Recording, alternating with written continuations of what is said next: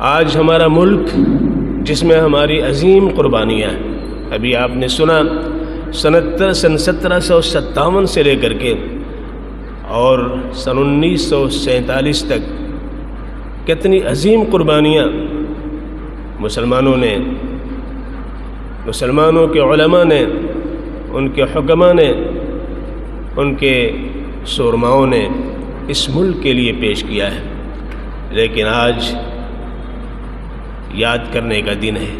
ایک یادگار دن ہے۔ آج انہی کو فراموش کیا جاتا ہے، ان کا تذکرہ تو نہیں کیا جاتا ہے، شردھانجلی انہیں دی جاتی ہے جن کا کوئی رول نہیں رہا ہے، جن کو جو کوئی رول ماڈل نہیں رہے ہیں، آج ان کو ضرور یاد کیا جاتا ہے، لیکن آج ان بزرگوں کو جنہوں نے اپنے خون و پسینے سے اس ملک کو سینچا ہے، انہیں یاد نہیں کیا جاتا ہے۔ ابھی آپ بھگوے رنگ کی بات کر رہے تھے، زعفرانی رنگ کی بات کر رہے تھے۔ زعفران ایک قوت کی تمثیل ہے، ایک قوت کی مثال ہے، ایک طاقت کا اظہار ہے۔ آج وہ طاقت خونی قطروں میں تبدیل ہو گئی ہے، لہذا وہ بھگوا رنگ نیچے تک آ کر کے اس سبز رنگ کو بھی ختم کرنے کی کوشش میں ہے۔ پورے ترنگے کو آج بھگوے رنگ میں رنگنے کی کوشش کی جا رہی ہے، یعنی لہو لہان اس کو کیے جانے کی نہ صرف ذہنی و فکری طور پر نہیں بلکہ عملی طور پر اس کی کوششیں جاری ہیں، اور یہ آج سے نہیں ہے، یہ 70-75 سال سے یہ سلسلہ شروع ہے۔ آپ کو معلوم ہونا چاہیے کہ جب یہ ملک آزاد ہونے والا تھا، اس کے پہلے RSS کی ذہنیت رکھنے والوں نے 10 لاکھ گاندھی جی کو خطوط لکھے تھے، جس کا تذکرہ الجمعیت کے اخبار کے اندر موجود ہے، اور انہوں نے یہ مطالبہ کیا تھا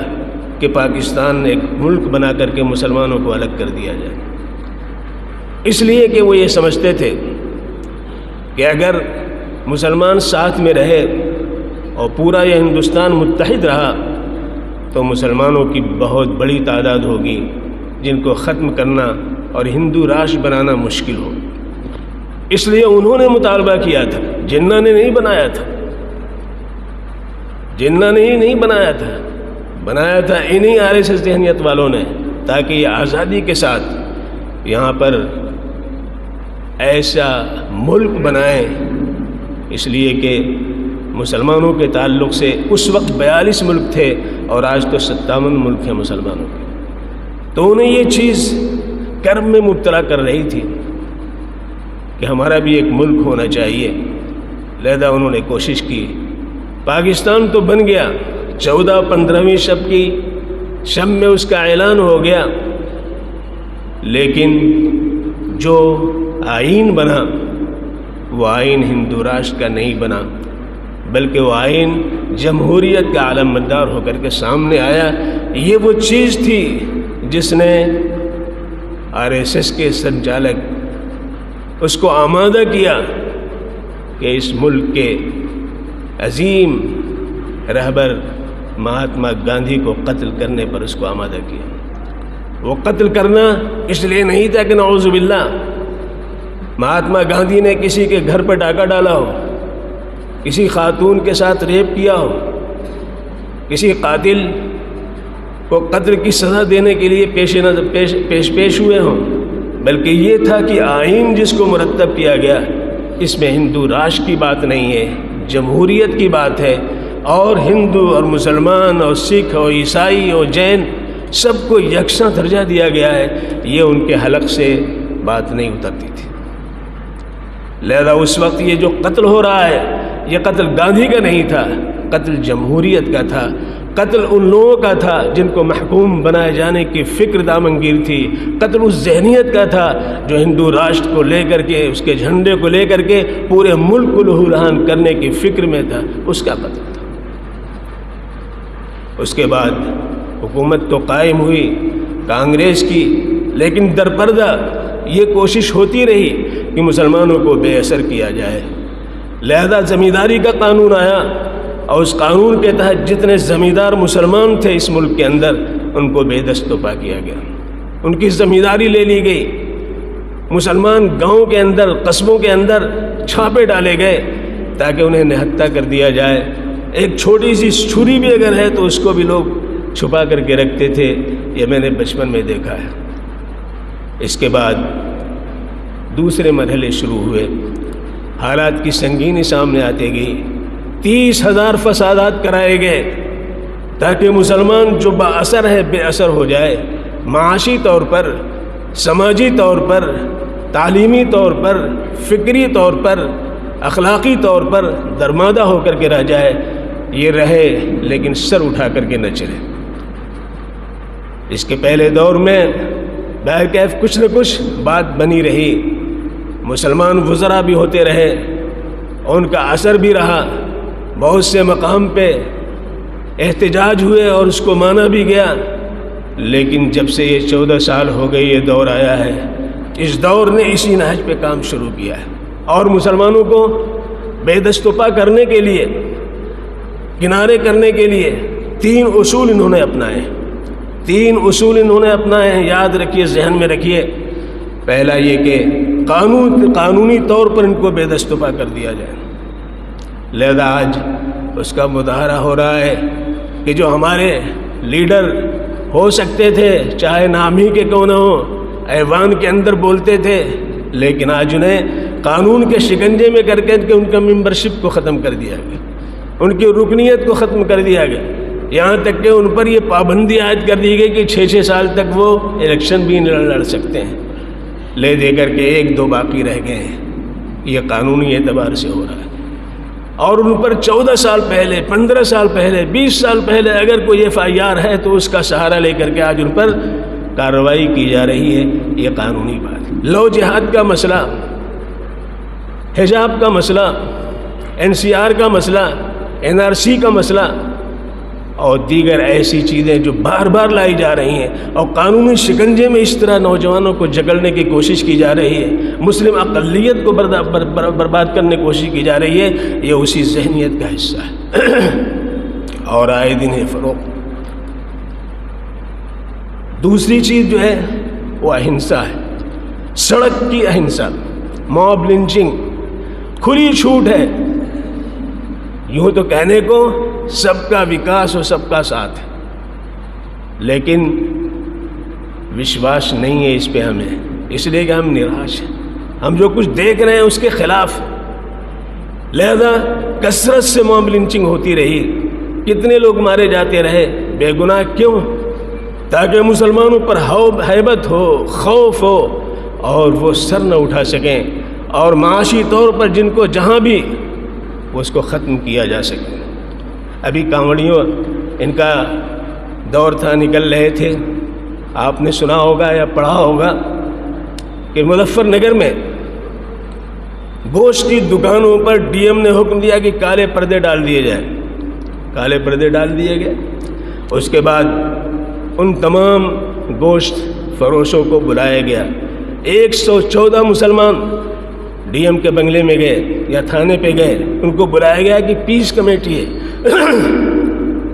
پیس کمیٹی کے نام سے بلایا گیا، اور جب وہ آ گئے تو ان کو یہ کہہ کر کہ ان سے خطرہ ہے، امن و امان کے بھنگ ہونے کا خطرہ ہے، انہیں جیل میں ڈال دیا گیا۔ آج 114 مسلمانوں کے بارے میں ہمیں پتہ نہیں کہ وہ رہا ہوئے کہ نہیں ہوئے۔ یہ کس بات کی غم آدھی ہے؟ یہی آزادی ہے، یہی آزادی ہے۔ ہم کس منہ سے آزادی منائیں؟ ہماری آنکھوں سے آنسو خشک ہو رہے ہیں، ہمارے دل کی دھڑکن بند ہوتی جا رہی ہے، ہماری ساری صلاحیت مفقود ہوتی جا رہی ہے۔ ایسے وقت میں مطالبہ کیا جا رہا ہے کہ گھروں پر بھی جھنڈا ہو، گاڑیوں میں بھی جھنڈا ہو، مدرسوں میں بھی جھنڈا ہو، اتنے جھنڈے ہوں کہ ایک جھنڈ معلوم ہونے لگے، لیکن حقیقت یہ ہے کہ دل میں وہ گندگی ہے جس کی بنیاد پر آزادی سے سانس لینا مشکل ہے، وہ صورتحال ہے۔ تیسری چیز جو آج ہمارے ساتھ ہے وہ ہے جو نازی حکومت نے جرمنی کے اندر کیا تھا۔ جرمن کے اندر یہ ایک نعرہ تھا، Jews is news, Jews is news, یہودی ہر روز خبر میں بنے رہیں، لہذا یہ چیز یہاں بھی ہر روز ایک خبر مسلمانوں کے تعلق سے ضرور ہوتی ہے، کہیں امام الانجن کی ہوتی ہے، کہیں حجاب کی ہوتی ہے، کہیں جو ہے لو جہاد کی ہوتی ہے، کہیں کسی اور قسم سے ہوتی ہے، کسی مدرسے سے ہوتی ہے، کبھی سروے سے ہوتی ہے۔ بس ان کو اس میں رکھو تاکہ عوام الناس کے ذہن میں آ جائے کہ یہ بڑے ایسے لوگ ہیں جن کے ساتھ گزارا مشکل ہے، اور نفرت دلوں کے اندر بیٹھ جائے، اس کے لیے کوشش کی جا رہی ہے۔ لہذا ایسے دور میں آج آپ دیکھ رہے ہیں کہ یہ کہاں تک چیز پہنچ گئی کہ وہ شخص جو قانون کا رکھوالا ہوتا ہے، وہ پولیس جو حفاظت کے لیے ہے، ٹرین کے اندر کھوج کھوج کر کے داڑھی اور ٹوپی دیکھ دیکھ کر کے وہ گولی مارتا ہے، اور کھڑے ہو کر کہتا، تڑپتی ہوئی لاشوں پہ کہہ رہا ہے کہ مودی اور جوگی کو ووٹ دو گے کہ نہیں دو گے۔ یہ ذہنیت کہاں جا رہی ہے؟ یہ وہ ذہنیت ہے جس کو پروان چڑھایا گیا اس پورے حصے پوری تاریخ کے اندر، اور آج اس کی پوری کوشش ہو رہی ہے۔ اور یہ اس میں صرف وہی شامل نہیں ہے بلکہ اس ملک کا اشراف شامل ہے، اس ملک کا جو اونچا طبقہ ہے وہ شامل ہے۔ وہ سامنے تو نہیں آتا لیکن ذہن سازی وہ کرتا ہے، فکر کو ترویج وہ دیتا ہے، اور آج اس بات کی کوشش ہو رہی ہے۔ یہ وہ حالات ہیں جو نوح کے اندر ہم دیکھ رہے ہیں، وہ حالات ہیں جو منی پور کے اندر دیکھ رہے ہیں، وہ حالات ہیں دوسری جگہوں پہ دیکھتے رہے ہیں، اور وہ حالات ہیں جو تاریخ کا ایک حصہ بن چکے ہیں، جہاں مسلمانوں کو زندہ دفن کر دیا گیا ہے اور گوبھی کی کھیتی اس پر کی گئی ہے، ان کے کارخانوں کو جلایا گیا ہے۔ یہ ساری تاریخ ہے جو ہمارے سامنے ہے۔ لہذا اس سب کے باوجود خدا کا شکر ہے، اللہ کا فضل ہے کہ جس وقت ملک آزاد ہوا، یہاں کی آبادی 6 کروڑ تھی۔ جب یہ ملک آزاد ہوا اس کی آبادی 6 کروڑ مسلمانوں کی تھی، آج الحمدللہ 20 کروڑ ہے، 20 کروڑ ہے۔ وہیں سے ہے تعمیر نو کی بشارت، جہاں شاخ گل کو قلم دیکھتے ہیں، اللہ کی طرف سے امتداد نسلی کا فیصلہ ہے، کوئی ختم نہیں کر سکتا ہے۔ ہمارے لیے لازم ہے کہ اس دین کو پکڑیں، اس دین کو پکڑیں اور نظر مان لیں کہ اللہ ہماری عقلیت، ہماری وجدانیت، ہمارا شعور، ہمارا تخیل، ہمارا تفکر، ہر چیز دین کے لیے وقف ہے۔ ہماری جان، ہماری جائیداد، ہمارا مال، ہر چیز اللہ تیرے لیے وقف ہے۔ رب انی نذرت لک ما فی بطنی محررا فتقبل منی انک انت السمیع العلیم۔ میں نے نظر مان رکھی ہے آزادی کی کہ جو بھی ہمارے اندر ہے وہ آزاد ہوگا، اور آزاد اللہ کے دین کے لیے ہوگا، تو اللہ تعالیٰ قبول فرمائیں گے۔ اللہ ہم سب پہ کرم کی نظر فرما دیں اور یہ صورتحال ختم ہو اور ظالموں کو کیفر و کردار تک پہنچایا جائے، جس طرح ہٹلر کو، مسولینی کو، لینن کو، اسٹالن کو کیفر کردار تک پہنچایا جا چکا، اس طرح یہ بھی انشاءاللہ پہنچ کر کے رہیں گے، اور ہم پھر آزادی کے گیت گائیں گے۔ اقبال نے تو کہا تھا، بڑے درد کے ساتھ کہا تھا، آزادی سے پہلے کہا تھا، غیر مسلم نوجوانوں کے مطالبے پہ کہا تھا، کیا کہا تھا؟ مذہب نہیں سکھاتا آپس میں بیر رکھنا، مذہب نہیں سکھاتا آپس میں بیر رکھنا، ہندی ہم وطن ہے سارا جہاں ہمارا۔ لیکن آج وہی مذہب تفریق کا باعث بن رہا ہے، اور ہندی سے ہندو کی طرف لے جانے کے لیے، جبکہ ہندو کے تاریخ میں کوئی ریکارڈ ہی نہیں ہے اور کوئی حیثیت نہیں ہے، بلکہ سناتن دھرمی ہے، ہندو نہیں ہے۔ لیکن آج اس لفظ کو اس طرح بڑھایا جا رہا ہے تاکہ اس میں دلت بھی آ جائیں، CST والے بھی آ جائیں، ST بھی آ جائیں، اور پسماندہ بھی آ جائیں، سب کو اس میں شامل کر کے اپنے مفاد کو حاصل کرنے کی کوشش کی جا رہی ہے۔ اللہ تبارک و تعالیٰ فضل سے نوازے، اس ملک کی حفاظت فرمائے، ان مدارس اور ان مساجد کی حفاظت فرمائے، طالبین علم کو اور علماء کو، معلمین کی حفاظت فرمائے۔ وآخر دعوانا